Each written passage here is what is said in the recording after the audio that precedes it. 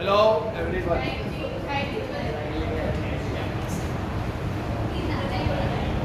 Partnership, आज हमको partnership पढ़ना है। कल अपन ने Hindu joint Hindu family business पढ़ा, ठीक है। तो सबसे पहले समझते हैं पार्टनरशिप क्या है। जैसे पार्टनरशिप के बारे में कुछ जानती है, 2 या 3 लोग मिलकर आपस में बिजनेस करें, एक एग्रीमेंट बना करके, तो पार्टनरशिप होता है, ठीक है। तो अब पार्टनरशिप के बारे में थोड़ा बहुत देख लो बच्चों। पार्टनरशिप का जो एक्ट है वो 1932 जो पार्टनरशिप को डिफाइन करता है कि पार्टनरशिप क्या होगा। अब एक्ट तो समझते ही होंगे क्या है। जैसे हिंदू लो एक्ट था, ठीक है, ऐसे पार्टनरशिप का भी एक्ट क्या करता है बच्चों। एक्ट में सारे कानून लिखे होते हैं। अभी पार्टनरशिप एक्ट है तो पार्टनरशिप के सारे कानून उसमें लिखे होते हैं। उसके बाद कंपनी पढ़ेंगे तो कंपनी का कंपनी से एक्ट आएगा, ठीक है। कंपनी से एक्ट 2013, ठीक है। कंपनी का एक्ट था 1956, वो अभी चेंज हुआ, पूरा कंपनी में लोग चेंज लेकर आए तो 2013 हो गया। पहला एक्ट कौन सा था? 1956। हर एक्ट के बाद उसका एक साल लिखा होता है कब पैदा हुआ। पार्टनरशिप एक्ट कब पैदा हुआ? 1932, 56 तो कंपनी, ठीक है। तो लिखा हुआ है पार्टनरशिप एक्ट 1932। हर एक्ट के साथ उसकी डेट ऑफ बर्थ लिखी होती है। डेट ऑफ बर्थ क्या, ईयर ऑफ बर्थ लिखा होता है, ठीक है। अब देखो क्या डिफाइन कर रहा है, ये देख के बोलो। अच्छा क्वेश्चन। तो पार्टनरशिप एक्ट 1932 पार्टनरशिप को डिफाइन करता है। क्या बोलता है ये बोलता है कि रिलेशन बिटवीन पर्सन, 2 लोगों के बीच में रिलेशन जो किसी काम के लिए वो एग्री हुए, वो काम करके प्रॉफिट को शेयर करेंगे। 2 लोगों के बीच में रिलेशन जो मिलकर काम करेंगे और प्रॉफिट को शेयर करेंगे, ठीक है। Relation between person who have agreed to share the profit of the business carried on by all or any one of them acting for all. बच्चों एक लाइन लिखी हुई है, ये लाइन समझ लेना बस। पार्टनरशिप क्या होता है? एक ऐसा बिजनेस रिलेशन 2 या 2 से ज़्यादा पर्सन के बीच का, 2 या 2 से ज़्यादा पर्सन के बीच का रिलेशन। क्या एक बंदा पार्टनरशिप कर सकता है? किससे करे? कोई होना चाहिए पार्टनर, एक में पार्टनरशिप नहीं होता, ठीक है। पार्टनरशिप क्या है? 2 या 2 से ज़्यादा लोगों के बीच का रिलेशन जो आपस में क्या करेंगे, बिजनेस करके प्रॉफिट शेयर करेंगे, ठीक है। और कौन करेगा बिजनेस? कौन करेगा बिजनेस? पार्टनर लोग करेंगे। तो लिखा हुआ है carried on, business carried on by all, सारे मिलकर चलाएंगे बिजनेस, या एनी वन ऑफ देम। बच्चों any of one of them लिखकर नहीं छोड़ दिया, एनी वन ऑफ देम लिखकर नहीं छोड़ दिया, एक्टिंग फॉर ऑल भी लिखा है। क्यों ऐसा लिखा भाई? ऐसे लिखते ना, carried on by all and any one of them. Carried on by all, या तो सारे मिलकर संभाले, या और एनी वन ऑफ देम, या तो उनमें से कोई 1 या 2, या एनी वन ऑफ देम मतलब या तो 1 या कोई 2 या कोई 3 लोग संभाले। लेकिन क्या लिखा है लाइन? Acting for all. क्या मतलब है एक्टिंग फॉर ऑल? हाँ, सबके बिहाफ पे। सर सबके बिहाफ पे लिखने का मतलब क्या है? सबके बिहाफ पे तो संभालेगा, ये लिखने का मतलब क्या है समझ लो बच्चों। मान लो मैं पढ़ता था 26 सर, हम लोग 3 पार्टनर, हम ये बिजनेस करते हैं, ठीक है। तो क्या है बच्चों, इस बिजनेस के अंदर हम कुछ भी गलत हो जाए, कुछ काम या फ्रॉड कर दिया किसी के साथ, तो हम पर केस हो जाएगा, पुलिस ले जाएगी पकड़, ठीक है। अब मैं तुमसे एक क्वेश्चन पूछना, मुझे जवाब देना। मान लो 26 सर मुर्ता सर ने वो काम नहीं कर रहे, मैं संभाल रहा हूँ उस बिजनेस, ठीक है। वो कुछ नहीं कर रहा, संभाल में ही रहा, उन्होंने बस पैसे लगा दिए। अब मैं संभाल रहा हूँ बिजनेस, अब मैंने किसी के साथ फ्रॉड कर दिया, ठीक, या किसी का नुकसान करा दिया, तो उसने केस किया, तो क्या केस सिर्फ मुझ पर होगा या तीनों पर होगा? गलती मैंने करी है, उन दोनों ने नहीं करी, तो केस मुझ पर होगा, कंपनसेशन मुझसे मांगा जाएगा, तीनों से मांगा जाएगा? तीनों से। Carried on by all or any one of them acting for all. कोई भी बिजनेस करे एक्टिंग फॉर ऑल, जो भी करेगा ना वो सबके बिहाफ में करना है। तुमने तो बोला एक्टिंग फॉर ऑल का मतलब होता है सर बिहाफ में करना। मैं सारा चला रहा हूँ, मैं तो मैं उनके लिए बिहाफ में चला रहा हूँ, ठीक है, तुमने देखा मूवी में पुलिस ने पकड़ा 4-5 लोगों को, एक गिरोह को पकड़ लिया, ठीक है। अब गिरोह ने कहा कि भाई हमारा ऊपर एक हेड है, हम उसका इंस्ट्रक्शन फॉलो करते हैं। तो पुलिस ऐसे बोलेगी तेरे ऊपर कोई भी हेड हो, मुझे क्या मतलब, मुझे क्यों बता रहा है तेरा हेड है, मुझे वो तेरे से गलत काम करवाता है, कर तो पूरा है ना, हम तुझे पकड़ेंगे ऐसा, तेरे गिरोह तेरे हेड को तो ही पकड़ेंगे, तेरे बॉस को, क्राइम तो तू कर रहा है, ठीक है। ड्रग्स तू बेच रहा है, आ कहाँ से रहा है तुझे मतलब, बेच तो तू रहा है ना, कहीं से भी आए, ऐसा होता है ना। मतलब कोई बंदा काम करे, पूरी टीम को पकड़ेगी पुलिस। यहाँ पर भी ऐसे होता है पार्टनरशिप, वो इलीगल पार्टनरशिप, ठीक है, वो इलीगल पार्टनरशिप है, वो इलीगल, ठीक है। ये लीगल पार्टनरशिप की बात कर रहे हैं, इसीलिए याद रखना, अगर मैं अकेला संभालूं बिजनेस और मैं कोई हरकत कर बैठूं तो खामियाजा लायबिलिटी तीनों पर आएगी, उठाना सबको ही पड़ेगा। ये लोग ऐसे नहीं बोल सकते अच्छा हमने तो कोई गलती नहीं की, हम तो जानते ही नहीं चल के आ रहा है, हम तो बैठे बस पैसा लगा के, तुम भी आओगे ना बैठ, ठीक है।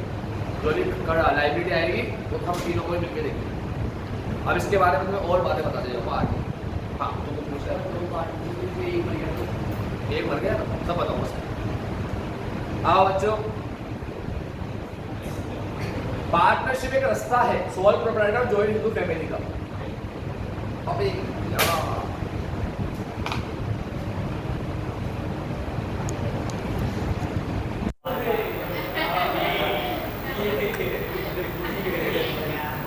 पार्टनरशिप एक रास्ता है,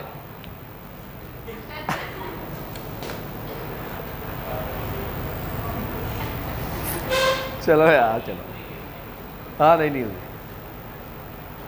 3-3 4-4 घंटे सो रहा हूँ बस, नींद ही पूरी नहीं हुई। पार्टनरशिप क्या है, रास्ता है सोल प्रोप्राइटर और जॉइंट हिंदू फैमिली के बीच का। अब पार्टनरशिप के फीचर्स बता दो। सबसे पहले आता है फॉर्मेशन। बच्चों फॉर्मेशन में लिखा है कि पार्टनरशिप को जो गवर्न करता है ना, एक्ट गवर्न करना मतलब पार्टनरशिप के जो रूल और रेगुलेशन बनाता है जो एक्ट, वो एक्ट का नाम है पार्टनरशिप एक्ट 1932। याद रखना, एक्ट को मत भूलना, पार्टनरशिप एक्ट 1932, इसे भूलना नहीं है, ठीक है। ये एक्ट क्या बोलता है, ये एक्ट बोलता है कम से कम 2 पर्सन हो। बच्चों मेरी बात सुन लो सारे, पार्टनरशिप को फॉर्म करने के लिए देखो सोल प्रोप्राइटर में ही पढ़े थे फॉर्मेशन, सोल प्रोप्राइटर में भी पढ़े थे, होश में सारे बच्चे। अगर अकेला बंदा काम करेगा तो उसके लिए कोई रूल रेगुलेशन है, पार्टनरशिप में काम करेगा तो उसके लिए कोई रूल रेगुलेशन है, कुछ भी नहीं है, कुछ भी नहीं है। जब चाहो खोल लो बिजनेस, पार्टनरशिप बिजनेस जब चाहो स्टार्ट कर लो, कोई रूल रेगुलेशन। मान लो ये आगे 2 बच्चे बैठे, ये मिले, इन्होंने कहा यार अपने मेरे दिमाग में एक आइडिया है, ठीक है, और मेरे पापा ने मुझे 5 लाख दे रखे, दूसरे ने कहा बस मेरे पापा ने तो 8 लाख दे रखे। उसने कहा अच्छा ऐसा ही क्या, आप हम मिलकर बिजनेस करते हैं। तो ये लोग मिलकर आज स्टार्ट करना चाहे तो आज ही कर ले, कल स्टार्ट करना चाहे तो कल ही कर ले। ऐसे इनको कोई रोकेगा नहीं, कोई रूल रेगुलेशन नहीं है। बस क्या ध्यान रखना है, पार्टनरशिप बिजनेस में कम से कम कितने लोग हो, कम से कम 2, क्योंकि एक बंदा थोड़ी पार्टनर रहे, ठीक है। और मैक्सिमम कितने होने चाहिए, 50 से ज़्यादा बंदे नहीं हो सकते। सुना, पार्टनरशिप में कम से कम कितने होने चाहिए, 2, कम से कम कह रहा हूँ। मिनिमम मेंबर कितने होने चाहिए और मैक्सिमम 50। 50 से ज़्यादा नहीं हो सकते। फिर क्या होगा मैं बता रहा हूँ तुम्हें, सुनते जाओ मेरी बात, तुम्हारे सारे डाउट सोल्व कर दूंगा इसके अंदर, पूरे टैक्स अपन ने पूरा कवर कर रखा है। तुम्हारे एग्जाम में क्वेश्चन आया, बताओ पार्टनरशिप के मैक्सिमम मेंबर कितने हैं, तो तुम क्या लिख कर आओगे, 50 लिख कर आओ।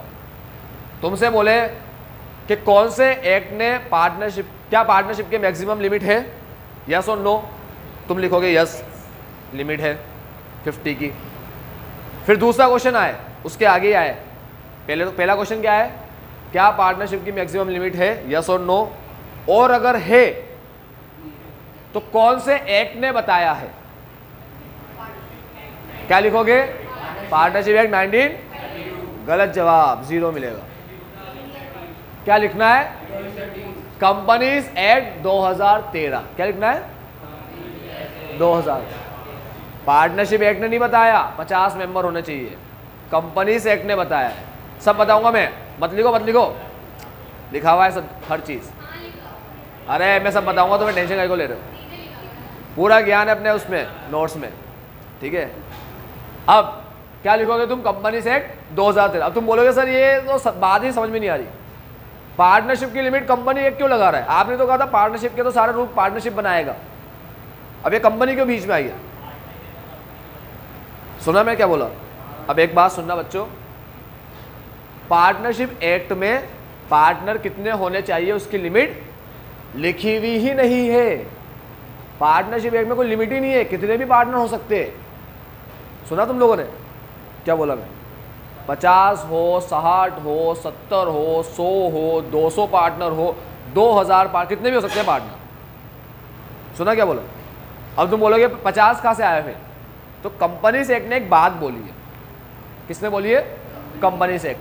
कंपनीज एक्ट ने ये बात बोली है कि 50 से ज़्यादा लोग अगर मिलकर काम करें तो बिजनेस इलीगल कहलाए।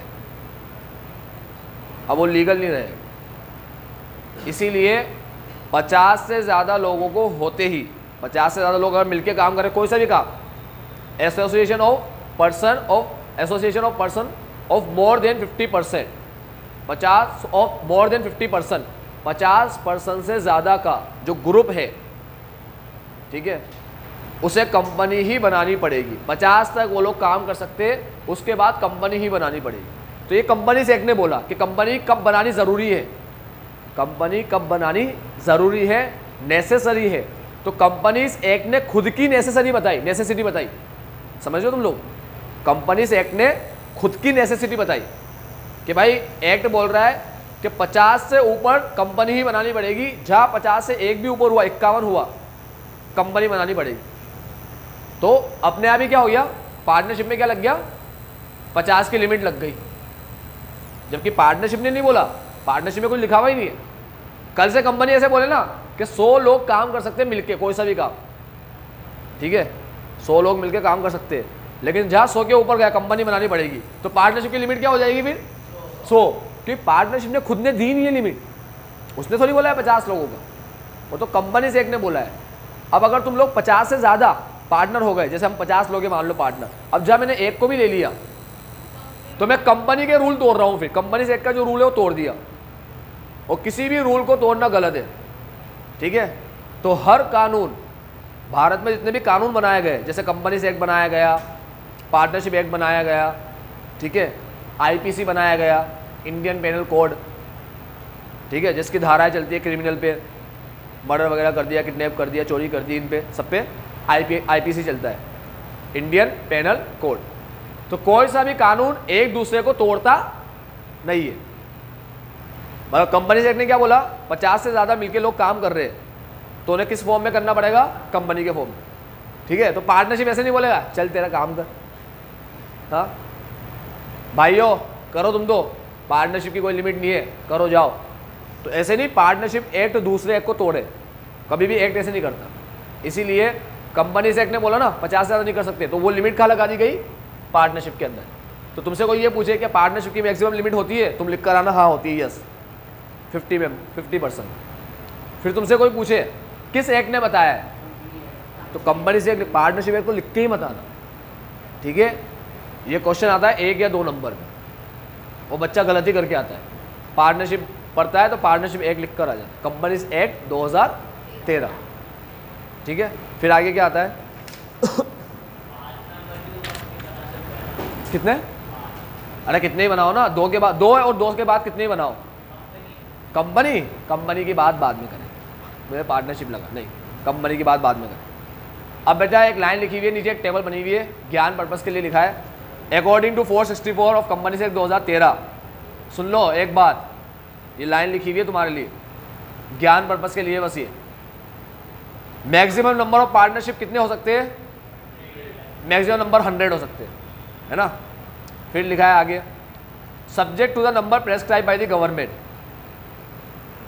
अब ये भी समझ लो क्या है, सिर्फ ज्ञान के लिए बता रहा हूँ, हो सकता है तुम्हें कोई टीचर 100 पढ़ाए, तो बता दूं मैं तुम्हें, एक्ट के अंदर मैक्सिमम लिमिट लिखी हुई है 100, और 100 लिख के बोला है, 100 लिखकर बोला है जैसा सरकार प्रिस्क्राइब करे। प्रिस्क्राइब समझते हो ना, डॉट कर देता है प्रिस्क्रिप्शन लिख कर कि ये लो ये दवाइयाँ लेना, प्रिस्क्राइब कर रहा है, फिर अपन वही लेते हैं। ठीक, तो क्या बोला है एक्ट ने, पार्टनरशिप की मैक्सिमम लिमिट क्या है 100 लिखकर क्या बोला, जैसा सरकार ठीक समझे, जैसा सरकार प्रिस्क्राइब करे। अब सरकार को अभी ठीक क्या लग रहा है कि इस टाइम पे कितनी लिमिट होनी चाहिए 50, तो सरकार ने भी क्या कर रखी है लिमिट 50। अब तुम बोलोगे सर सरकार को 70 समझ में आया तो 70 हो जाएगा, सर सरकार को 100 समझ में आया तो 100 हो जाएगा, सर सरकार को 120 समझ में आया तो नहीं होगा। हाँ ये 100 है मैक्सिमम लिमिट, एक्ट के अंदर मैक्सिमम लिमिट 100 है, तो सरकार 100 के अंदर चल सकती है। 50 अभी 50 चल रही है ना बेटा, देखना आगे भी लिखा हुआ है मैंने लाइन, आगे देखो मैंने क्या लिखा है,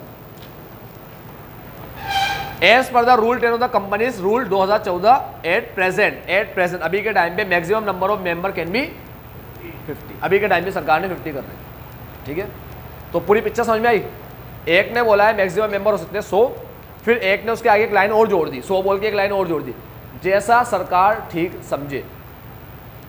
अभी सरकार ठीक समझ रही है 50 को, तो 50, सरकार ठीक समझे 120 को, तो गलत, 120 में नहीं जा सकते, 100 के अंदर सरकार जैसा ठीक समझे।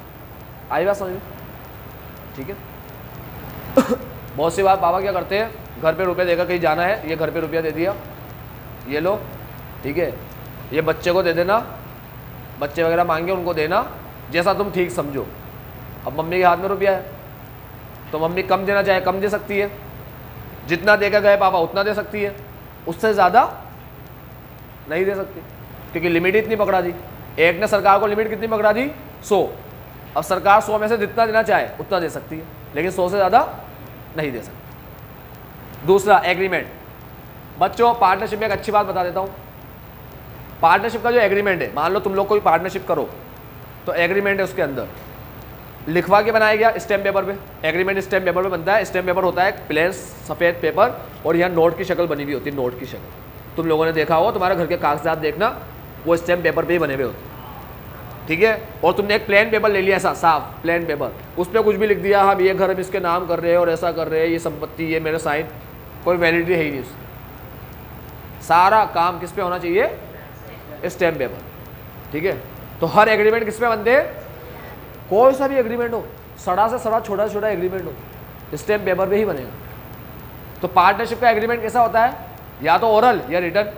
ओरल मतलब अपन 2-3 लोग मिले, अपन ने डायरेक्ट काम करना स्टार्ट कर दिया बोलकर कि भाई जो भी प्रॉफिट आएगा अपन इक्वल बांट लेंगे, सबने कहा ठीक है इक्वल बांटेंगे।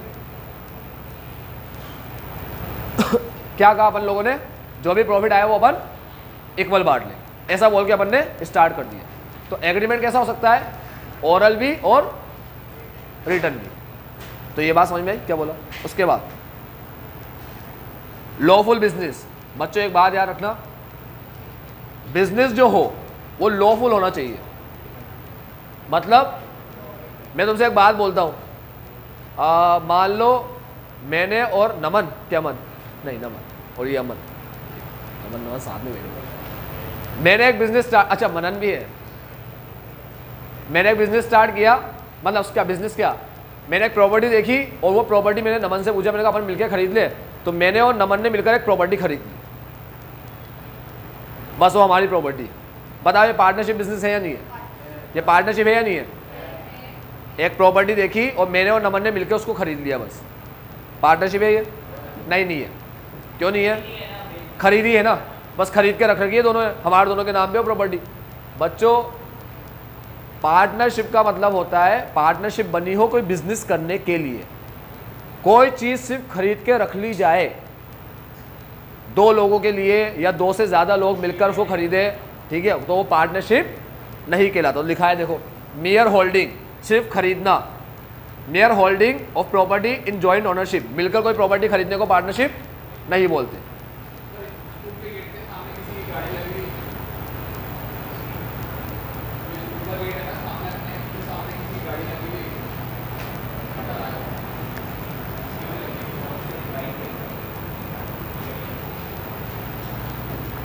समझ गए लॉफुल बिजनेस का मतलब? कोई बिजनेस हो, अब बिजनेस के आगे लॉफुल क्यों लिख रहा है? खाली बिजनेस लिखता तो गलत हो जाता ना मामला, इसलिए बता रहा है लॉफुल ही होना चाहिए बिजनेस। ठीक है, याद रखना कानून हर बात संभल के बोलता है, ये कानून की लाइन है सारी। एक्ट में कोई भी लाइन होती है ना तो एक्ट क्या करता है, वो संभल के लिखता है। ऐसे लिखता है कि कोई दूसरा मीनिंग निकाल कर उल्टे सीधे काम ना कर ले कि इसका तो ये मीनिंग भी तो निकल रहा है, तो दूसरा मीनिंग निकाल के वो उल्टा सीधा काम ना कर ले। बताऊंगा मैं तुम्हें कई ऐसे एग्जाम्पल है, जिसमें से एक एग्जाम्पल दूंगा मैं तुम्हें, जिसमें एक बंदे ने कानून ही तोड़ दिया। फिर केस हुआ ना उस पर, तो उसने बता दिया कि देखो कानून में ये लाइन लिखी है, मैंने तो ये लाइन को फॉलो करके काम किया है। फिर कानून ने कहा हाँ यार सही बात है, ये तो हमारी लाइन है लिखी हुई, इसने तो वैसे ही काम किया है, तो कुछ भी नहीं हुआ उसका। उसके बाद कानून ने फिर एक रूल बना दिया, उसका केस आया ना सामने तो रूल बना दिया। तो कई बार क्या होता है, कानून की जो लाइनें लिखी होती है बहुत से लोग उससे कुछ ना कुछ तोड़ फोड़ कर देते, उससे कुछ ना कुछ कांड कर देते। तब फिर क्या करता है कानून, उसके अंदर कुछ चेंजेस लेकर आता है, उसे केस लॉ बोलते हैं, केस लॉ। ठीक है, CASE केस, LAW लॉ। सवाल हो गए एक एक करके, आगे जिशान भाई आगे चले गए। डिसीजन मेकिंग एंड कंट्रोल, एक बात याद रखना, पार्टनरशिप के अंदर डिसीजन लेता है म्यूचुअल कंसेंट से। एक पार्टनर ने भी मना कर दिया, डिसीजन खारिज, कैंसल। समझ गए? अनलिमिटेड लायबिलिटी, पार्टनरशिप की लायबिलिटी क्या होती है?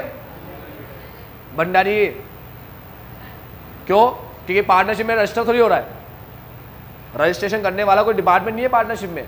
पार्टनरशिप तो डायरेक्ट रजिस्ट्रेशन के स्टार्ट हो जाता है, पार्टनरशिप का रजिस्ट्रेशन कराना नहीं पड़ता, ऐसे सोल प्रोप्राइटर का रजिस्ट्रेशन भी कराना नहीं पड़ता। तो पार्टनरशिप किसके बिजनेस की तरह है? भंडारी अंबानी, भंडारी। समझ लो भंडारी अंबानी का मतलब। हाँ।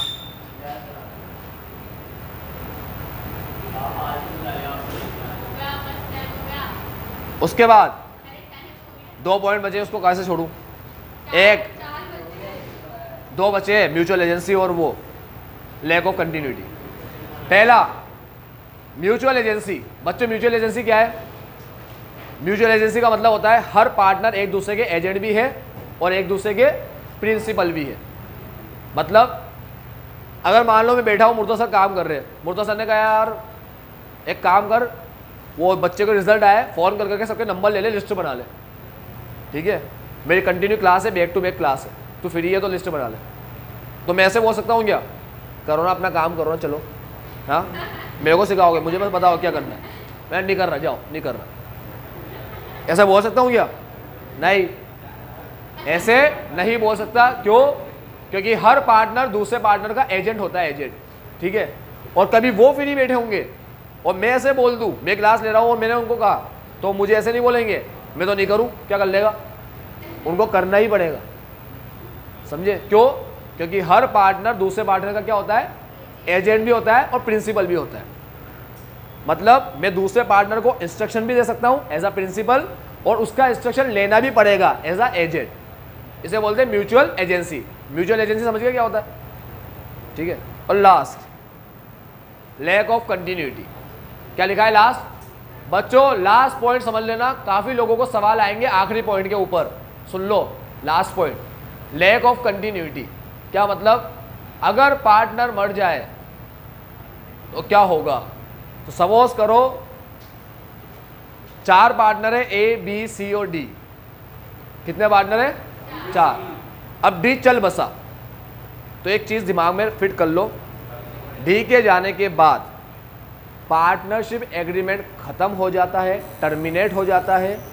ठीक है, बट नया एग्रीमेंट बन जाता है, और नया एग्रीमेंट बनकर अब ABC के बीच का एग्रीमेंट बनेगा और ABC उस बिजनेस को कंटिन्यू करेगी। सुना? हाँ सब बता, अरे सब बताऊंगा ना। मैंने क्या कहा, यहाँ पर सवाल आएंगे तुम्हें काफ़ी, मैं सबके जवाब दूंगा। कितने पार्टनर है? AB, CD, D चल बसा। ठीक है, तो पार्टनरशिप एग्रीमेंट खत्म हो गया ना, फिर नया एग्रीमेंट बनेगा। बच्चों नया एग्रीमेंट का मतलब होता है नया बिजनेस। समझिए बात, नया एग्रीमेंट मतलब नया बिजनेस। बच्चों एक बात सुनो, मेरी बात सुनो, तुम बोलोगे सर नया एग्रीमेंट मतलब नया बिजनेस क्यों, एबीसी चला तो रहे हो उस बिजनेस को। सुना क्या बोला, तुम क्या कह रहे हो सर नया बिजनेस हो रही है, एबीसी उसी बिजनेस को चला रहे। मान लो एबीसी ने मिलकर एक शॉप खोली रेडीमेड की शॉप खोली, डी चल बसा, अब एबीसी उसी शॉप को चला रहे, तो नया बिजनेस क्या हुआ, कानून की नज़र में नया बिजनेस है।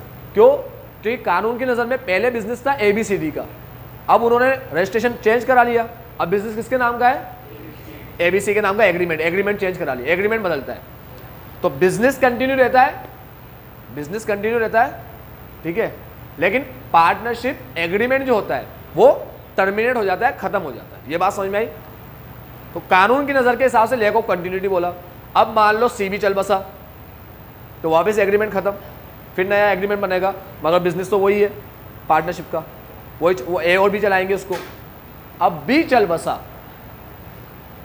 बसा तो पार्टनरशिप ही खत्म, वो बिजनेस कहलाएगा। अगर ए चला है तो सोल प्रोप्राइटर बिजनेस। इसलिए पार्टनरशिप में लैक ऑफ कंटिन्यूटी क्यों लिखा है उसने, पार्टनरशिप तो बंद होता ही नहीं है, एक मर जाए बाकी संभाल लेंगे, दूसरा मर जाए बाकी संभाल लेंगे, फिर लैक ऑफ कंटिन्यूटी क्यों लिखा है, क्योंकि एग्रीमेंट खत्म हो जाता है। समझ गया ना, एक के मरने से एग्रीमेंट खत्म हो जाता है। कंपनी में नहीं होता, मालिक गया ना जाने दो, कोई एग्रीमेंट खत्म नहीं है, कुछ नहीं करना ही नहीं है, कुछ भी कोई नया एग्रीमेंट बनाने की जरूरत नहीं है। पार्टनरशिप में तो यार क्या होता है, पुराना एग्रीमेंट फाड़ दो, पूरा खत्म, फिर जाओ और नया एग्रीमेंट बनाकर लेकर आओ। सेम वैसे ही जैसे पहला वाला बनाया था, जैसे पहला एग्रीमेंट बनाया था ना वैसे ही बनता है। अब पुराना पार्टनर चल बसा, उसके शेयर बचे हुए जो दो पार्टनर है वो आपस में बांट लेंगे। अब वो कैसे बांटेंगे, वो दो पार्टनर डिसाइड कर लेते हैं। वो तो 12वीं में पढ़ाया जाएगा अकाउंट्स के अंदर, जब 12th में आओगे ना तो उसके अंदर अकाउंट्स में आएगा तुम्हें कि कैसे शेयर्स को बांटते, ठीक है। उसके अंदर आएगा admission of a partner, retirement of a partner, death of a partner, ये सारे चैप्टर्स है तुम्हारे, ठीक है, उसमें डिटेल में पढ़ना।